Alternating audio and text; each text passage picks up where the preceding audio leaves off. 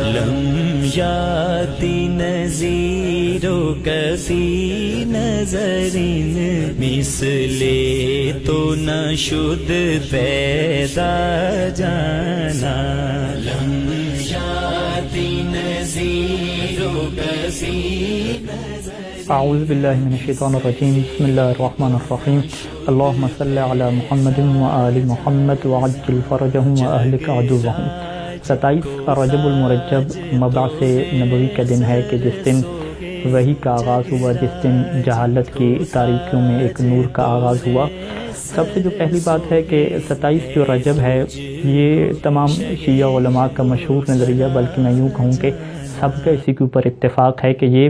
27 رجب جو ہے وہ معراج کی مناسبت نہیں ہے، بلکہ یہ مناسبت ہے وحی کے نازل ہونے کی مناسبت ہے کہ جب سب سے پہلے جو ہے وہ حضرت جبرائیل علیہ السلام وحی کے طور پر رسول خدا صلی اللہ علیہ وآلہ وسلم کے پاس تشریف لائے، اور اس دن کو ہم کیا کہتے ہیں کہ رسول مبعوث برسالت ہوئے، کہ ان کو جو ہے وہ بھیجا گیا رسول کے طور پہ کہ اب وہ اپنی مشن کا کیا کریں، آغاز کریں۔ اگرچہ یہ بات ہمارے نزدیک واضح ہے کہ رسول اور امام جب پیدا ہوتے ہیں تو اسی وقت سے وہ معصوم ہوتے ہیں، اسی وقت سے وہ نبی اور امام ہوتے ہیں، لیکن جو ایک آغاز ہے، ایک جو سسٹم کا پریکٹیکل طور پہ آغاز ہے، اس کے لیے ظاہری بات ہے وہ جو 40 سال کی عمر ہے رسول خدا صلی اللہ علیہ وآلہ وسلم کی، اسی دن کیا ہے آغاز ہوئی۔ باقی ہماری جو جتنی بھی کتابیں ہیں، آپ کتب اربع میں چلے جائیں، الکافی میں چلے جائیں، وہاں پر یہ واضح روایات موجود ہیں کہ جو 27 رجب ہے یہ وہ پہلا دن ہے کہ جس دن جو ہے وہ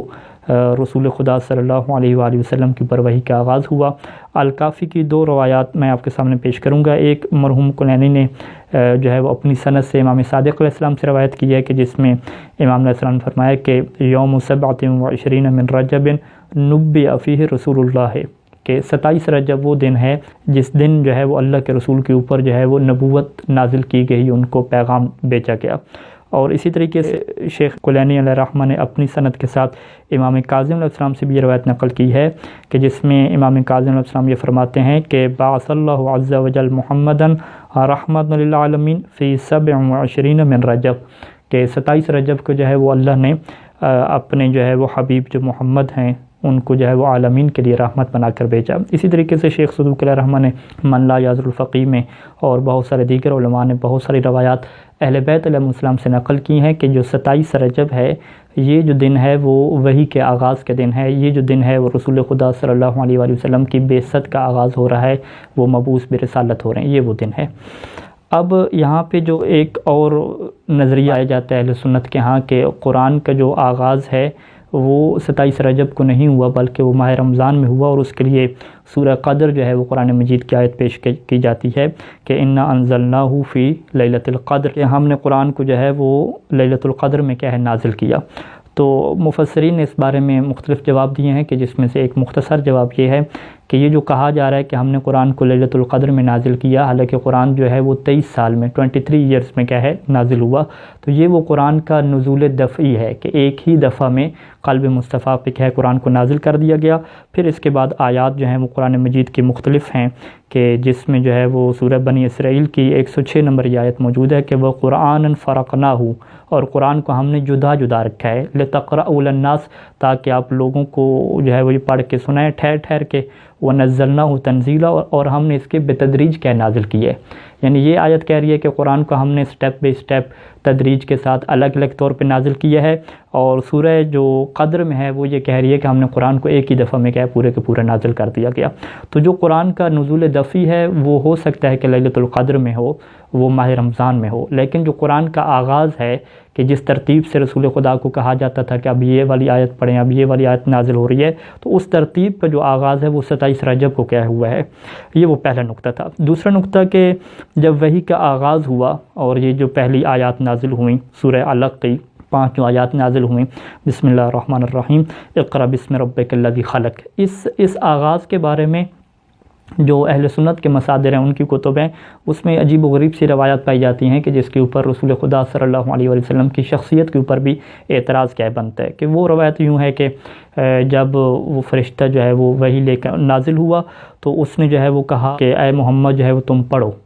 تو آگے سے پیغمبر اسلام نے کہا کہ میں تو نہیں پڑھ سکتا، میں تو پڑھا ہوا ہی نہیں ہوں۔ تو پھر کہتے ہیں کہ فرشتے نے جو ہے وہ پیغمبر اسلام کو پکڑا اور اتنا زیادہ ان کو دبایا کہ جو ان کی قوت برداشت سے بھی باہر تھا۔ اسی طرح 3 دفعہ جو ہے وہ رسول خدا کو کہتا رہا کہ پڑھو، اور رسول خدا کہتے رہے کہ میں تو پڑھا ہوا بھی نہیں ہوں، اور وہ فرشتہ کیا انہیں تکلیف دیتا رہا، اذیت دیتا رہا۔ اور پھر جو ہے وہ اللہ کے رسول لرزتے ہوئے کانپتے ہوئے جناب خدیجہ کے پاس تشریف لائے، اور جناب خدیجہ نے جو ہے وہ ان کو حوصلہ افزائی دی ان کے، اور پھر جو ہے وہ اپنے چچا زاد بھائی جو ورقہ بن نوفل ہے ان کے پاس حضرت خدیجہ ان کو لے گئیں، اور تو ورقہ بن نوفل نے انہیں جا کے خبر دی کہ یہ جو ہے نا جو آپ کو اس طرح کہا جا رہا ہے کہ پڑھو، تو یہ وہ نبوت ہے، اور یہ جو فرشتہ جو نازل ہو رہا ہے یہ حضرت جبرائیل ہوں گے، اور وہ وہی لے کر کے آئے ہوں گے۔ تو یعنی ایک تعجب کی بات ہے کہ اللہ ایک ایسے شخص کو جو ہے وہ رسول بنا کے بھیج رہا ہے کہ جسے پتہ ہی نہیں چل رہا کہ میرے ساتھ کیا ہو رہا ہے، اور ان کے جو چچا زاد بھائی ہیں حضرت خدیجہ کے جو چچا زاد بھائی ہیں ورقہ بن نوفل، وہ جا کے انہیں سمجھا رہے ہیں، حضرت خدیجہ انہیں بتا رہی ہیں۔ تو بہرحال اس چیز کی ہمارے روایات اہل بیت علیہ السلام میں کیا نفی کی گئی ہے۔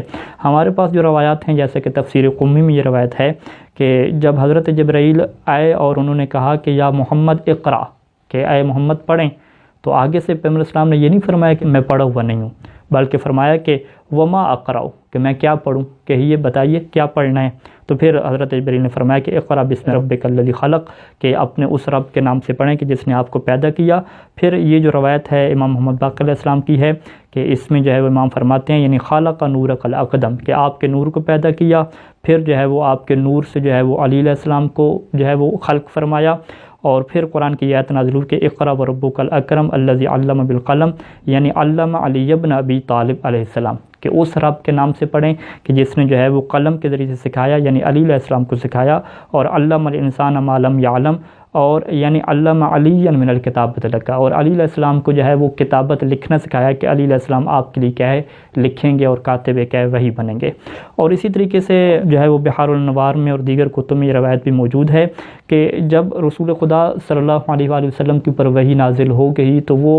ایک پریشانی میں تھے کہ میں کس طریقے سے یہ جو جاہل قسم کے لوگ ہیں ان کو جا کے بتاؤں گا کہ میرے اوپر وحی نازل ہو رہی ہے، وہ سارے مجھے مجنون کہیں گے، پاگل کہیں گے، تو یہ بڑی ان کو ٹینشن تھی اس حوالے سے۔ تو اب یہ کہتے ہیں روایت میں ہے کہ جب رسول خدا کی یہ جو دل کی تنگی تھی، دلی طور پہ تنگ ہو رہے تھے کہ اب میں کیسے بتاؤں گا، تو اللہ نے ان کے دل کو جو ہے وہ شرح صدر عطا فرمائی، ان کے دل میں اطمینان پیدا ہوا۔ وہ کس طرح سے پیدا ہوا؟ وہ اس طریقے سے کہ فَأَنْتَقَ الْجِبَالَ وَالصَّخُورَ وَالْمَدَرَ، کہ اللہ تعالیٰ نے جتنے پہاڑ تھے، جتنی چٹانیں تھیں، جتنی جو ہے وہ مٹی کے ڈھیلے تھے، سب کو جو ہے وہ قوت گویائی عطا کی، سب نے کیا بولنا شروع کر دیا۔ اور جیسے جیسے رسول خدا جو ہے وہ پہاڑ سے نازل ہو رہے تھے، ہر چیز جو ہے وہ رسول خدا کو یہ کہہ رہی تھی کہ السلام علیکہ یا محمد، السلام علیکہ یا ولی اللہ، السلام علیکہ یا رسول اللہ، اے اللہ کے رسول ہمارا سلام ہو، فإن اللہ عز وجل فضلک وجملک وزینک واکرمک، سارے مبارکبادیں دے رہے تھے کہ اے اللہ کے رسول آپ کو مبارک ہو، اللہ نے آپ کو فضیلت دی، اللہ نے آپ کو زینت دی، جمال بخشا۔ اور ایک کہہ لمبی روایت ہے، یعنی پیغمبر اسلام صلی اللہ علیہ وسلم بڑے مطمئن طریقے سے جو ہے وہ نازل ہوئے ہیں، اور بہت زیادہ جتنی بھی کائنات کی مخلوقات تھیں سب ان کو جو ہے وہ ہدیہ تبریک پیش کر رہی تھی، مبارکباد پیش کر رہی تھی کہ آپ اعلان کر دیں، اور کسی قسم کی جو ہے وہ ٹینشن کی بات، کسی قسم کی گھبرانے کی بات کیا ہے نہیں ہے۔ یعنی ایسا نہیں ہے کہ رسول خدا ٹینشن میں اور پھر ورقہ بن نوفل اور جناب خدیجہ نے انہیں حوصلہ افزائی کی اور بتایا ہو کہ یہ جو ہے وہ وحی ہوگی، یہ نبی ہوگا، ایسی کوئی بات کیا ہے ہماری روایات اہل بیت علیہ السلام میں کیا نہیں ہے۔ آخری نقطہ کہ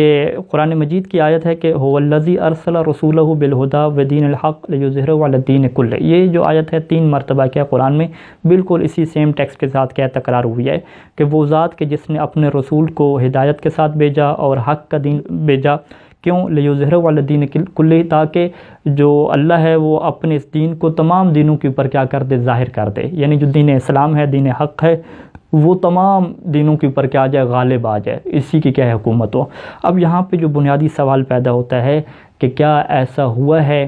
کیا پیغمبر اسلام کے زمانے میں ایسا ہوا تھا کہ دین اسلام تمام دنیا کے ادیان پہ غالب آ جائے؟ کیا اب ایسا ہے؟ مسلمانوں کی تعداد کتنی ہے؟ تو سب کہیں گے کہ یقیناً ابھی تک ایسا نہیں ہوا۔ جب ابھی تک ایسا نہیں ہوا تو اب قرآن مجید کیا ہے تو کہہ رہی ہے کہ ہم نے جو رسول کو بھیجا، ہمارا مقصد ہی کیا ہے کہ دین کو تمام ادیان پہ غالب کرنا ہے، دین اسلام چھا جائے گا، ہر جگہ پہ دین اسلام ہوگا۔ تو یہ پھر کیسے ہوگا؟ یقیناً یہ تبھی ہوگا کہ جب مہدی دوران قائم آل محمد علیہ الصلاۃ عجل اللہ فرجہ تعالی شریف اس دنیا میں تشریف لیں گے اور وہ مبعوث ہوں گے اور وہ اپنا اعلان کریں گے، تو اس وقت جو ہے وہ جو بعثت کا مقصد ہے کہ دین اسلام کو تمام ادیان پہ غالب کرنا، وہی مقصد کیا اس وقت پورا ہوگا۔ خداوند کریم سے دعا ہے کہ خدا ہمارے 12ویں آقا کے ظہور میں جلد از جلد تعجیل فرمائے، تاکہ جو بعثت نبوی کا مقصد ہے وہ بعثت امام زمانہ سے پورا ہو سکے۔ والسلام علیکم ورحمۃ اللہ وبرکاتہ۔